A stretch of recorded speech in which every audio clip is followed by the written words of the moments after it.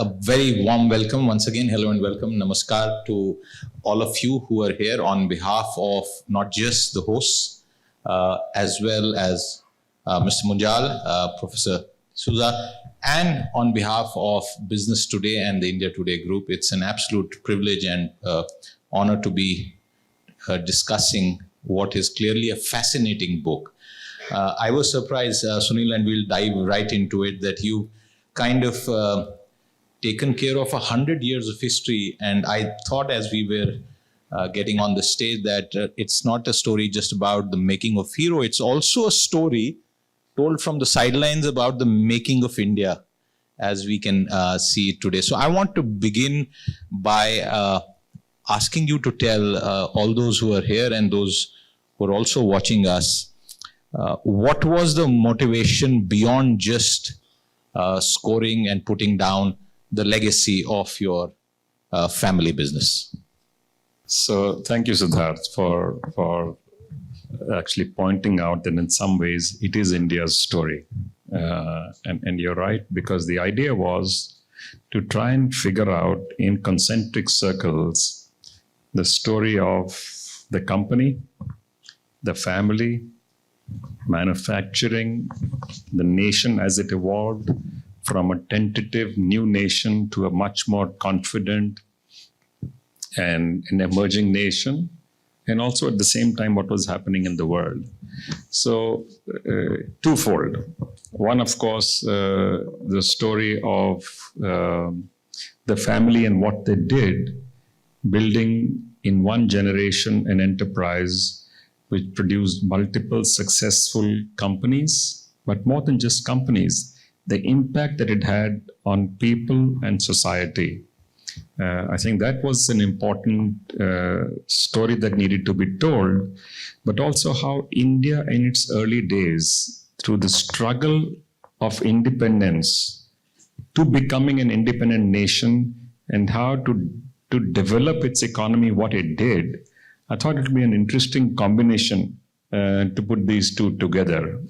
The request for writing a book on my father or the family or the companies have been coming for decades, actually, 20 or 30 plus years. And his normal response would be, nahi, apne baare mein baat nahi karte. It's not nice to talk about yourself. After 25 years of requests, he finally agreed. And unfortunately, we lost him before that could be written. And we had actually appointed a team to do this. Subsequently, the request still came. So I thought it's a story that, since he had agreed, we should write. And who would know this better than someone from the inside? That's a wonderful point that you make, and you've written an insider's account. I would say it's candid, and I know that if you feel like it, you'll probably be able to churn out 3 or 4 similar books. You can do sequels, because that's the amount of letters, for example, that you have received, and you alluded to that in the book. I'm going to try and keep this like a rapid fire. So the first question that I want to take to you, a lot of people say Startup India and the birth of entrepreneurship. I want to counter that by saying that India, which you also mention in the book, had been deindustrialized for several centuries, has been a startup nation.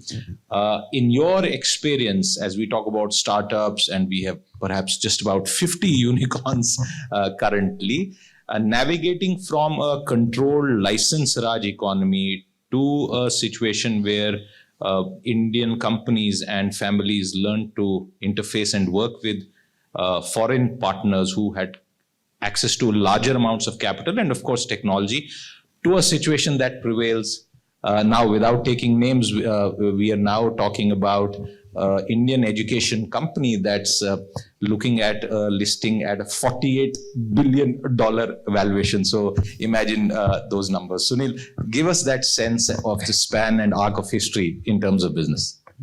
So actually, you could have asked Sanjay this question, because Sanjay and his family have just done something similarly miraculous only recently. But you're right. Startups as a concept is not new. Our company was a startup in the early 50s, as were many, many others, which are today standing established organizations. Just the concept of startups based heavily on technology new knowledge, connectivity, and driven by e-commerce is a relatively new concept. Also, the amount of innovation that's going into the current ideation of the concept of these new startups, I think, is very creditable. But I do, and I've said this actually multiple times, I don't think startups as a concept is new in India. It's been around for a long time. I do sometimes worry that our focus becomes excessively only on a few and only those who have achieved valuations of billions of dollars. The startups are coming up in tens of thousands across the nation and doing all kinds of amazing things. I'm actually very keenly interested. As Sanjay said, we are actually supporting many of them, especially those who are doing things which have a positive impact on society. And there are many of them in a whole host of areas of logistics, of waste management, of eco-friendly technologies. It's just amazing what all is going on. And I think we need to figure out a way to encourage them more and more. I'll also bring in Professor D'Souza into the conversation. But before I do that, I'm going to honestly recommend this as a management graduate myself, this book to everyone, whether you are a student, aspiring manager, someone even chasing billion-dollar valuations. There are a lot of insights in this book. Two key dates that stand out, and when I was reading this book, I kind of noticed that the arc of everything that was good and bad about the industrial controls in India is captured in this book without doubt. For example, and it's interesting that we are talking about it a few days or weeks after the farm laws were repealed. Private wholesale food grain trade was abolished in 1973. The JV that kind of made the group what it is and made them leapfrog from where they were, took 3 years of due diligence from Japanese Honda, 3 years of due diligence. And Sanjay would probably know better whether any investor or entrepreneur will have the patience for a 3-year due diligence. All of these incidents, in hindsight, for a company that is so Swadeshi, partnering with a foreign company, staying with them for so many years, and then kind of going your own separate paths, how would you categorize that experience, and what are the top 2 or 3 lessons that you would like to share with us? So I think one was the recognition that while in bicycles and mopeds we were quite successful, but we knew very little about businesses beyond that which had higher automation, more technology used, specifically the two-wheeler business. And the government of India had opened a small window at that time for joint ventures for two-wheelers. And that's when many of the giant companies came in. Yamaha came in, Suzuki came in with TVS, Yamaha came in with Escorts, and Kawasaki came in with Bajaj. And Honda had looked around. They were the last ones, incidentally. They had looked around and spent a lot of time. 140 companies had applied from India for this partnership to Honda because it was a giant and a leader even at that time. And the last 20 companies were visited multiple times by them. It was quite an experience, that itself. And maybe a separate book can be written only about that, by the way. And at the end of it, they probably knew more about us than we knew ourselves. Not probably, almost definitely. Because they would come with their cameras, there were no smart devices in those days, and diaries, and note every single thing you said. And it was interesting, on a second or third or fourth visit, they would ask a question, and if you responded, they said, but this is what you said 6 months ago. And this is something different you said 6 months ago. In our case, the thing is, as Indians, we are normally instinctive in our response. We are not as studied as they are. So there was a great deal of learning from them. What made that partnership special? In fact, McKinsey, or one of the big consulting firms, wrote an article once saying this is the longest running large global joint venture of a Japanese company in the world. And we don't think it's because of the Japanese partners. It's because of there's a very good anecdote, and I'm just going to take 2 words and let Sunil expand on that. Dekhi Jayegi was a pivotal moment when at the very last moment, and I would say that if you've gone to marry X and suddenly you were asked to marry Y, that was a situation. And added to that a question, do you think it was a stroke of luck and fate that you ended up making motorcycles? So, as is acknowledged very often by successful leaders, luck has a lot to do with success. Many things around us, first, the blessings of the Almighty are something we don't often credit enough. And then many things around us falling into place at the right time, right place. What Siddharth is referring to is the last conversation that was held between Hero and Honda on this partnership. In Tokyo, the Japanese told my father that we are willing to partner with you. This is when they brought the list down from 20 to the last 2. But we will offer you a motorcycle and not a scooter. Please remember, India was a scooter country in those days. So there was a little bit of hesitation. So my father picked up the phone and called my uncle, Om Prakashji. And he said, this is what has been said. And my uncle got a shock. He said, but how can we do that? My father said, ye bhi dekh lenge. If this is an opportunity, we will make it work. As we have done many times earlier, because they had started, please remember, they had started from scratch with nothing. And they built that business to where it got to. And that, in some sense, he actually said, we will do this, but we will define some of the specifications that we want, which are appropriate for the Indian market, despite the Japanese offering a slightly different set of specs. I don't know if that is covered in the book or not. The specs they offered were different from what was actually picked finally. Well, I noticed there was a debate about the 100cc and the pricing, of course. Yes, and they wanted to offer an 80cc 75, which was very popular in the Southeast, in Indonesia and Vietnam and in all of those countries. And my father and our team, my brother Ramanji, incidentally, was the founding CEO of this company. We lost him, as you know, in 91. And Bhavan was also along. And they insisted that we want 100cc because it has to be a heavy load carrier in India, as we had done in bicycles. And they knew where the success of the bicycle came from. It had to be low priced and it had to be sturdy at the same time. It had to be sophisticated technology, but easy to maintain. So there was some conflicting... And give you a lot of mileage as well. So that was one of the features which actually also made it distinctive, as you know. There's one very interesting passage in the book, and this is about how your late father went into great detail in terms of engineering about the load-bearing capacity, not just of the motorcycle, but about the original cycles, because there's an anecdote about how 3 brothers would themselves use one cycle, and many of us here would perhaps recall those days. Professor D'Souza, if I can bring you in, because Sunil, as the book has been written, it's a very simple book. It's a management book. I would highly recommend it, but it's been written in a layman's tone and tonality, so it has great appeal. Yet let's try and bring in some management jargon. This is a group that has seen a lot of downfalls. It's seen loss, it's seen the heights of profitability, and then a sudden black swan event wiping it all away. In management terms, what does the lesson about the Hero Group, the making of the group and where it stands today, represent for the current generation of entrepreneurs and businessmen in India? I actually would like to start by saying that it's not just a management book. It's also a book about history. Yes. And you know what's central to me about the book is the culture of the family and how that, I think, was the basis by which they could do all the great things that they did. Specifically, you know, what stands out to me is 2 things. One is strong sense of honesty, okay, which in business, as we know, it can take you both ways. There's this wonderful story in the book about the time when, you know, there was a lack of food in India, and one of the brothers found food somewhere in a barn or something and brought it home. And the grandfather said, please, just take it back. We may be hungry, but someone may have stored this food out of great risk.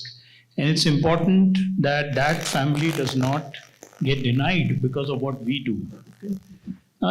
That is a sense of honesty that, you know, if you can be honest in a time of crisis, you sort of sowed the seeds of greatness.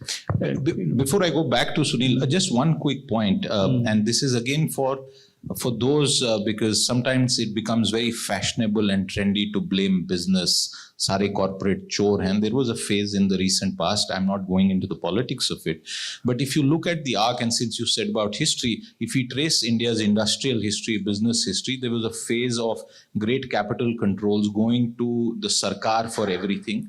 Then there was this period of opening 3-4 decades back, and there was a bit of Wild West capitalism. And to the current phase, sir, how would you describe the current phase of the business landscape today in India?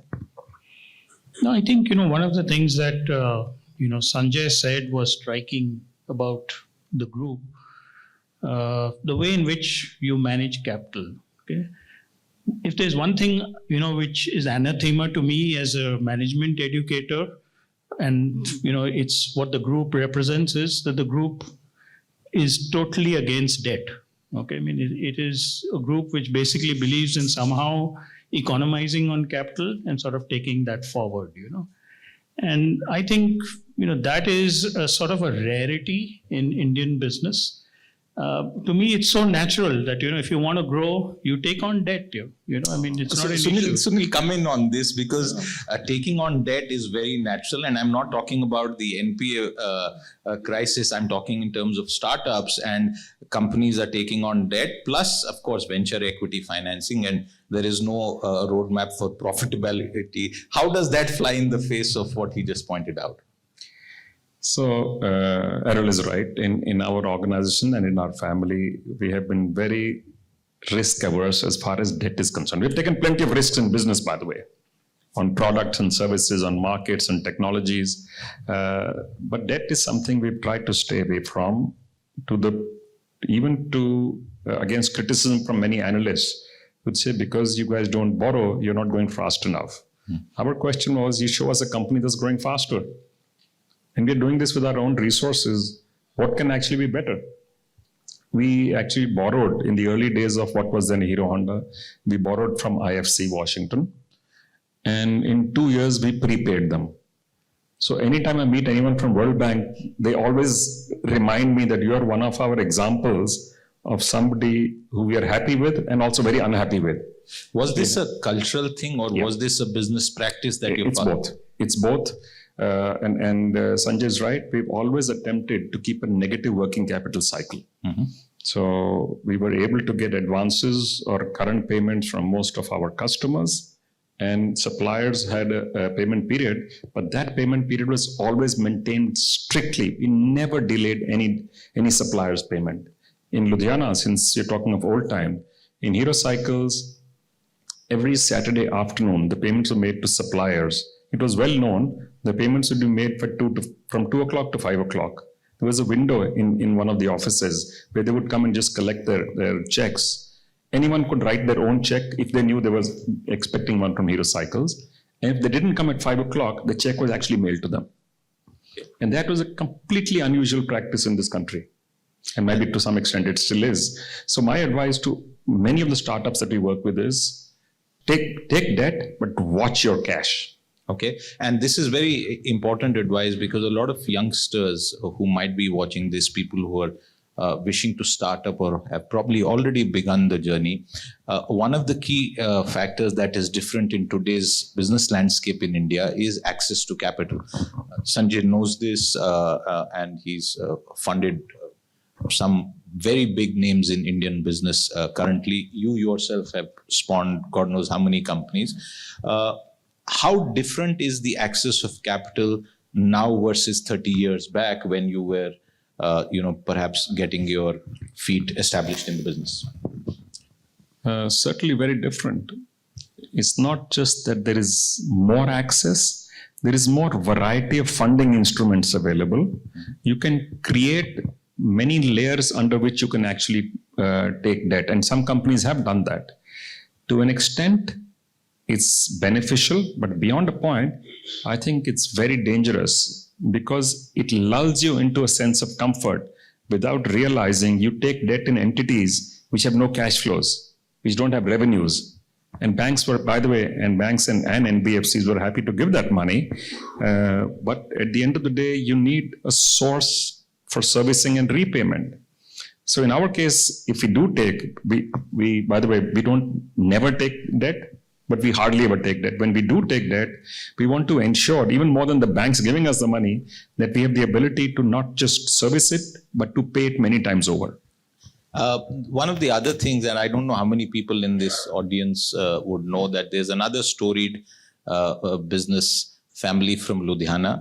Sunil shares his first name with the key person there. I'm talking about what was originally founded as Mitbaros, Sunil Mittal. And they, of course, went overseas. They have a large telecom network in the African continent. The context of the question is, for your group, which has exported, I don't know how much in terms of volume and value, why weren't you, at least in public perception, part of that phase where a lot of Indian companies went global and said, we've done India, now we have to rule over the world, and many of them have done pretty well. Many have been bitten very badly. So we did go overseas, but in a different manner. So we were exporting to 90 countries, by the way. So we set up assembly plants in some of the countries. Sri Lanka was the first one I can think of. This is going back 3 or 4 decades. Now for the two-wheelers, there's an assembly plant in Bangladesh, assembly plant in Colombia, in Africa. So we've done this, but we've done this with connected businesses. What you're talking about is people who went and acquired companies across the globe. So we have always been, our strategy has always been very conservative. The aggression is reserved for operations, not for strategy. Okay. How many in this hall know the story behind how this group came to be branded Hero? I won't come to you, but is there anyone who can raise his hand? No, I'm ruling you out as a professor of business education. Is there anyone else? Okay, so that brings me to the next question. Tell us the story about how the brand Hero came into being. You're talking of a time long before things like intellectual property registration, etc., came to be. When it was common for us to pick any name and use them. When my father and 2 of my uncles were doing trading of bicycle parts in Amritsar, and around partition time, one of the people they were dealing with used to make saddles, and his brand was Hero. He was going back to what became Pakistan, and my uncle asked him, do you mind, we like this name, do you mind if we use Hero? He's saying, how can I mind? It's up to you, you use it. And it was that simple.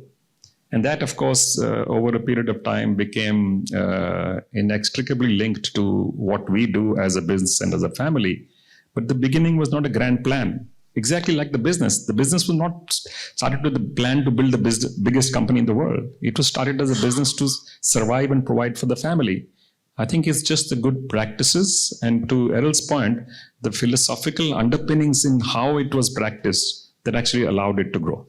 That's a very interesting cue for me. But before I go to that, I want to request you to tell our audience, when was the first time you were involved in a formal business plan, the kind that is absolutely necessary today? No venture financer would let anyone even inside the door unless there were 15, 20, 30 slides, top quality. When did you see such a plan full of management jargon? So our businesses, when they started, were obviously instinctive businesses, started by, as I said, my father and his brothers. But as they kept growing, and they did grow. So one of the things that happened, I'm going to take a little bit of a story before I come there, if you don't mind. When they started making bicycles, the first thing that happened was the government of India at that time, Manubhai Shah was the industry minister, Jawaharlal Nehru was the prime minister. They were very keen to build Indian manufacturing in small industry. They felt that large industry would only be public sector, steel plants, dams, etc. The small manufacturing could be small industry. And the Punjab chief minister at that time, Pratap Singh Kaira, was very keen to develop industry in Punjab and agriculture at the same time. So they encouraged my father to apply for this license. So 128 companies got licensed to make bicycles in one day in India. I don't know how many, 20 or 30 of them were in Ludhiana itself. So that was the beginning of Hero Cycles. My father went and returned the license. People said, you must be crazy. Because license in India used to be licensed to print money because everything was always in short supply. He's saying we want a license, but not one restricted to small scale. I don't want to be held back. We want to be able to do what we can do. Fortunately, the license got changed to the condition for small scale was removed, and they made 7,500 bicycles year one, and they just never looked back. But what they found was you couldn't make as many bicycles as you could sell. Because what the British had done was entire value addition in everything, including the bicycle industry, was taken out to the UK. So things like hubs, tires, chains, rims, pedals, all used to come from freewheels, all used to come from companies like Dunlop and Raleigh from England and was sold through what were called agency houses. So they said, this won't do. If you get 1,000 tires, you can only make 500 bicycles. So they went around asking family and friends, are you interested in make bicycle parts? We can help you select what to make, how to make it, what machines to use. But two things we will not do for you. We will not fund the business for you. We will not run the business for you. Okay? You have to be your own entrepreneur. And by the way, we may be cousins of friends out here, but the moment we enter the office, we are business associates. So this concept of arm's length pricing, transactions being done in an impartial manner was actually set up right from the beginning at that time. So in some sense, they did start to plan, but in a different way. From the question you're asking, I know you're leading on to a different, so I just thought I'll mention something which is a little bit interesting as well. And that's when the first plant also by the family was set up to make chains, and then later on hubs, which became Rockman Cycle, then Highway. And then many of these companies became component suppliers, built a wonderful concentration until Ludhiana became the largest bicycle component maker in the world. Absolutely. And set up a supply chain system. Absolutely. Professor, since we are talking about the pre-independence phase, the deindustrialization and agency houses, I just want to ask you, companies like Hero represent Swadeshi manufacturing even before the word became fashionable in the media. There was a phase of reforms which impacted manufacturing within India, and the philosophy was, let's import. And that's happened across sectors. Now you, of course, see a policy push. In terms of where we stood vis-a-vis China, and there's a very interesting anecdote about China also in this book. Do you think that we stand a chance as far as manufacturing is concerned? Can large manufacturing enterprises like Hero be set up now? I'm going to be a little frank on this one. The answer is no. It requires strong entrepreneurial skills. India, you look at the path of history, never encouraged manufacturing. And I believe even with Make in India today, that is not strictly true. Okay, if you look at, say, a manufacturing economy, think of China. As economies develop, agriculture reduces in scope, and then you become industrialized, and finally a services economy. India at independence was something like 70% agriculture. Today it's 14%. Okay, you should have seen that gap in industry. In fact, it's services. And the story there is the story that Sunil is telling. It's about how the license Raj actually stunted Indian industry. The way the banking system was run, the way finance was basically grew in the country. And the thing that, all entrepreneurs were always, in some sense, seen as tainted and too close to politics. Okay, what we would call as cronyism. Okay, so it's difficult. I'm not saying it can't be done and it's not done. Okay, there are, some outstanding examples. But I think those go against the grain for one very simple reason. They have a very strong culture, which is, what the Hero Group is also about. It's a culture of building relationships and being very frank about it. One of the astounding things to me in a family business is that, you have the back of everybody, but at the same time, you are, very frank about how they need to operate. There's this lovely story about how one of the brothers who did the distribution, was not finding customers, And the other brother calls up and says, doesn't look like you're good at this, come back home. Okay. It's like, rap on the knuckles, and then this guy took it, on his shoulders, went across the country, in a third-class reserved compartment, stayed in the cheapest of hotels, and finally got the biggest customer base by building goodwill. I mean, what we and would then call his brother goodwill. noticed and gave instructions for that to change. Yeah. Sunil, this is the point I want to ask you, because this point about joint families came up. Let me ask you very straight up, why was there a family rearrangement? And I'm not using the word split, it was a reorganization, an amicable reorganization.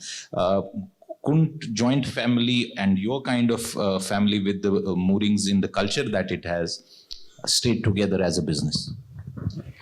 So actually, this is a very important aspect of business. First, amongst my father and his brothers, there was unbelievable coordination and understanding, complete trust on each other.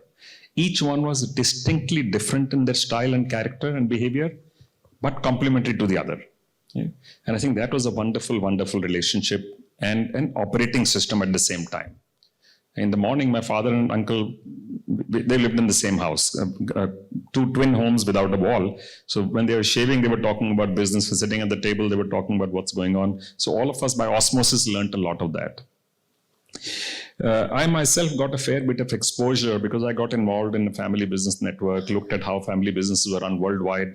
As a subject, I had lectured on this in many parts of the world. So I actually went to my father and my uncle and I said, we should consider this. We should consider restructuring, because each generation of ours has been brought up differently. We have sent our younger generation to better and better institutions for education, encourage them to be independent minded. And when they come back, if we tell them, you should do what I'm telling you, that would be unfair. That's not the right thing to do. And at any time, any of them would stand up and say, but I don't want to do this, I want to do something else. And they actually got upset with me, both of them. They said, exactly to the point you're making, that people give examples of our family, how the family is so close and how we work so well and the businesses are doing so well. I said, exactly. Who thinks of doing it at this time?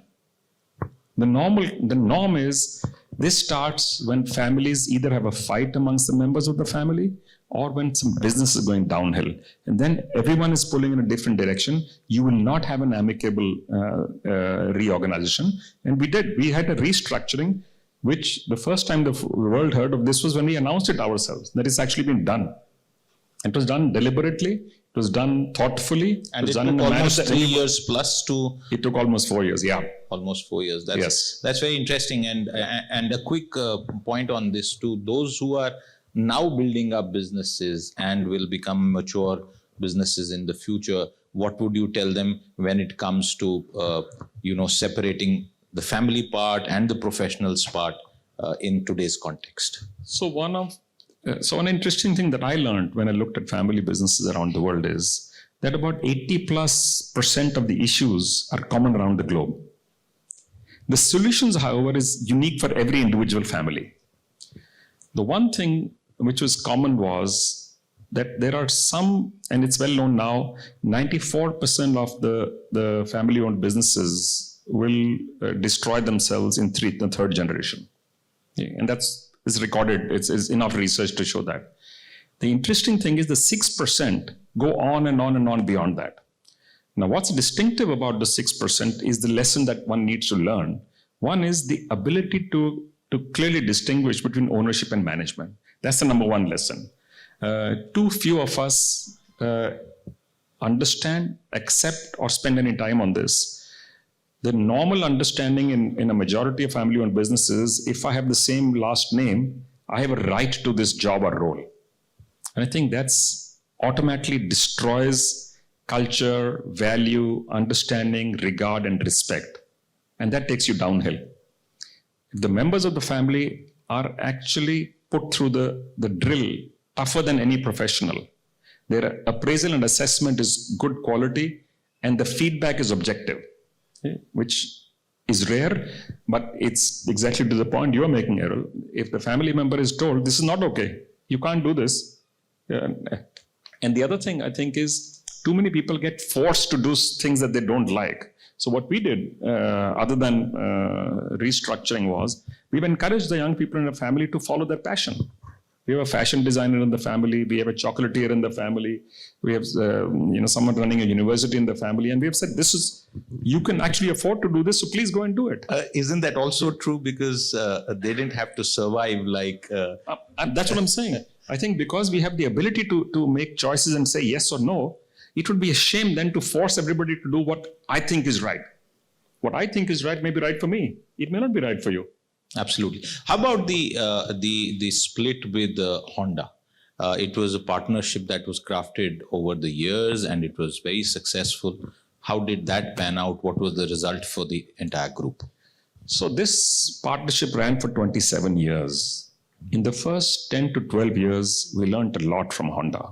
And they were an amazing partner. They are literally miles ahead in the way they think of technology, of design, and their ability to be meticulous in not only in planning, but also in execution is amazing. In the last 15 years of the partnership, lots and lots of ideas went from here into their system. These companies became successful. Please remember the culture of doing this was already there in the Hero Cycle and Majestic Auto days. We've been doing this in many companies, in Highway and Rockman and many, many others. And I think that both made them happy and made them upset, because here's an upstart coming out of nowhere, suddenly has become the largest company in the world. Please remember, the company we beat to become number one was Honda itself. And also we had signed 2 or 3 conditions at the start. In '84, Japan was where it was, India was where it was, and we were a company who had no clue about this business when we were entering. That R&D would be done in Japan, which is very good, because Japan was the world leader. Please remember when this was done. And that any export out of India would happen with Honda's prior permission. So because that was not forthcoming and they had set up their own 100% owned subsidiary, it seemed only fair that they concentrate and focus on theirs while we focus on our entity, to allow both of them room and scope to grow. And it was a difficult decision to make, but clearly that time for that had come, which is why we were able to do it in a nice, friendly way, so that each one went their own way, and we are now competitors. But as individuals, we are still friends. Why not compete? Why didn't you consider competing in the 4-wheeler space? Why stick to 2-wheelers? So we did think about 4-wheelers a few times. We even had conversations with Honda actually to partner. But we wanted to make sure that we would be in the driving seat in any such partnership. Also, that 4-wheelers was becoming a very, very tough market. You must remember, other than Maruti, most other companies in India struggle to even make money, much less to be thriving. And so we were again, going back to the cautious strategy. We didn't think it was actually timely or smart for us to get into that business. So we started diversifying. We went into clean energy, we went into financial services, we went into other areas.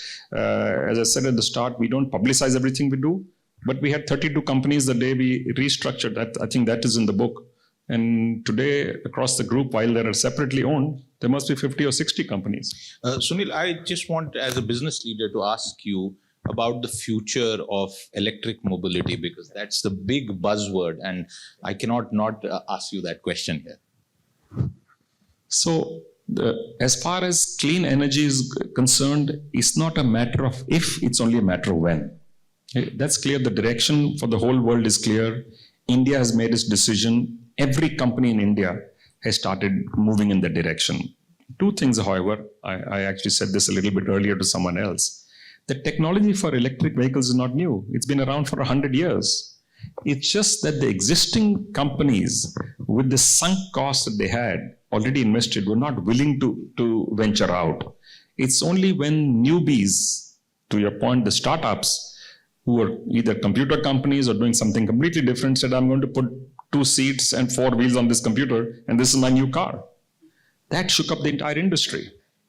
And the awareness of the quality impact on the air quality of polluting vehicles was coming more and more into focus in the last few years. So this shift had to come. It is still not clear to me what is the ideal technology, what will win out in a long period of time. But today, the electrically motor-driven vehicle clearly is the winning one. I don't know if it's the one which will link the long-term war. This battle, clearly it's winning. And I don't know of any automotive company in the world which is not shifting to that. In terms of our automotive sector, the Japanese and Maruti are credited with creating a completely new revolution as far as four-wheelers are concerned. Are you able to pin down as to who will be the equivalent of Japan and Maruti in the e-mobility space? It's very hard to say. So there are two diametrically opposite views on this. One is that the startups who are coming have no baggage. So they can just bring in all the newest stuff and then take off from there. The other view is, while the startups, some of them, by the way, are already in and have an edge in terms of timing, that, please remember, it's not always the first mouse which catches the cheese. Huh? So the large companies have resources, distribution, dealerships, ability for upkeep and maintenance, and also the ability to provide financing models, which some of the new ones may not. So the answer is not easy. I do believe some of the existing large enterprises will come back with the bang from where they are right now. So what you're saying is it's easy to probably do a flash sale on an e-commerce portal and brand it well, but selling an automobile product is a 10-year, 5-year, 15, 20-year engagement, at least till the life of the vehicle. And it's not just about selling it. Yeah. So when you sell it, your relationship starts. It doesn't end that day. It's not sell it and forget it. It's a continuation. Just a couple of quick points before I hand it back to Professor Vishal Gupta. This is a question that I ask every business leader, so I'm going to do that once again. Are entrepreneurs born? Do they have a fair share of higher luck than the average individual? And can entrepreneurship be taught, or is it just within your DNA? Big question, try and give us an answer on that. So I'll give you half the answer. I'll suggest Errol should give the second half. I can give it, but I think he can probably do a better job. And I'll probably get a mic to Sanjay on that as well. So the belief earlier was that entrepreneurs are only born. And it's genetic, that people who run good enterprises, their progeny will continue to have the skill to run more enterprises. We find today that's actually not true. It's not limited only to a few. People who are willing to take a risk, people who are willing to lead by example, people who are willing to take that leap and have the empathy for people around them. I'm not even talking about business now. The qualities of a leader are actually qualities of a business leader as well. Any successful leader, if you look at them, there are 4 or 5 things that actually set them apart from others. It is exactly the same for entrepreneurs. Professor? Well, I mean, I think the family is a good example of, how do you answer this question? I mean, his father started out 5 years on a farm, okay? I mean, who would have thought that he would get into cycles, okay? Then he works for an ordnance factory, which produces, and they're doing repairs of cycles. So he learned something out there. So, I think entrepreneurship is a matter of luck, but it's also a matter of recognizing that this is my calling. And I'm going to invest my whole being into this. There's no two ways about it. I can't step back even 2%, because if I do, that business is going to go nowhere. Okay? Do entrepreneurs, are all entrepreneurs going to be successful, and is it in the genes? No. We have good examples of that. I mean, the Vanderbilt was like one of the biggest entrepreneurs in the world, built a large wealth fund, etc.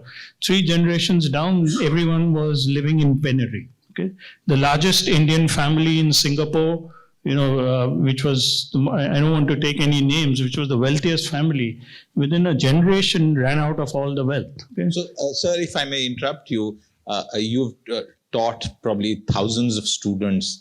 Why is it that venture capital only chases IIT and IIM brand names to a large extent. There are a lot of exceptions as well.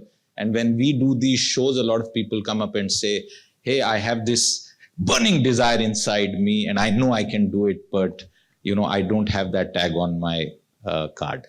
It's just selection, pure selection. I mean, we select the best. And so, it's just that, I mean, maybe, I believe we just add a little bit of value to them. They are actually very entrepreneurial by the time they've even joined us. And then they just go on to live their dreams. I mean, as a percentage, sir, is there a difference? If you went back in history, you would see that a big percentage of entrepreneurs who had made it big had perhaps very little education. But now there is obviously more education available. Can you comment on that? Is it necessary? Can a person who is not educated formally and significantly hope to become a large businessman? If he's not educated, he needs to have experience. That's the big difference today, I would say. Education is so important, mainly because most, anything that you do today has got to have a tech edge to it. If you don't pick up the tech in an educational institution, you got to pick it up by working somewhere. So Sunil, knowledge of software is right next to you. Let me just add to that. Yeah. One thing that essential is passion. Okay. If you have the passion, you make the time to learn. You will find the energy to do things. Working 18, 20 hours a day is not a problem at all. Pardon me for interrupting you, but if you don't know coding, will passion alone be enough? So what we are doing, incidentally, our family foundation runs many schools. We've made coding compulsory from class 3 in school. Wonderful. So it becomes one of the languages you learn. Absolutely. It's as much as Hindi or English or in any other languages that we are saying this should be a native language to everybody, as many young people in India as possible, because this will become a tool for their survival, not just for growth, even for survival, it will become essential. And I sincerely believe that more than some of the maths that is taught in our schools, probably teaching Excel is far more important. Can we get a mic to Sanjay here on that same question? While you do that, yeah. I should also tell you, increasingly world over, 2 parts of education have now increased. One is on family-owned businesses. Second is on entrepreneurship. In addition to management, which is around for a long time, these 2 are now formally being taught across many, many institutions across the globe, including in India. Absolutely.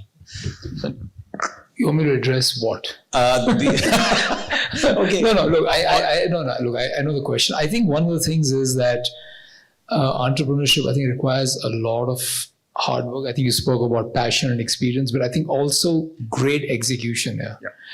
And this coding and software technology is one part. I've met 2 entrepreneurs in the last 2 days, and you can't imagine, they're nothing to do with coding and technology. One guy makes tires for scooters and tires for big tractors. Amazing business guy, probably going to do 250 crores of EBITDA, and probably the value of his business is going to be over $1 billion. Okay, there's just tire manufacturing. He's just good at what he does.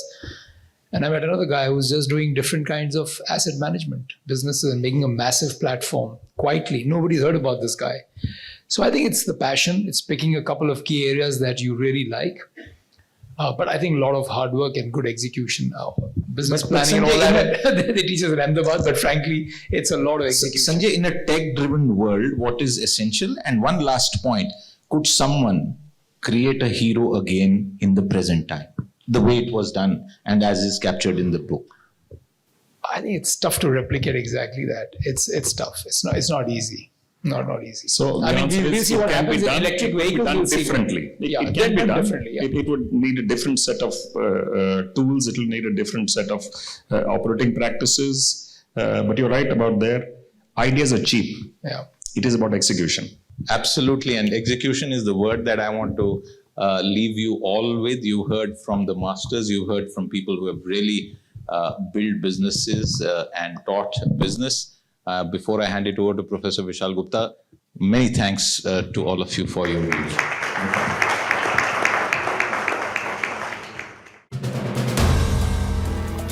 If you like the video, do like, comment, share and subscribe.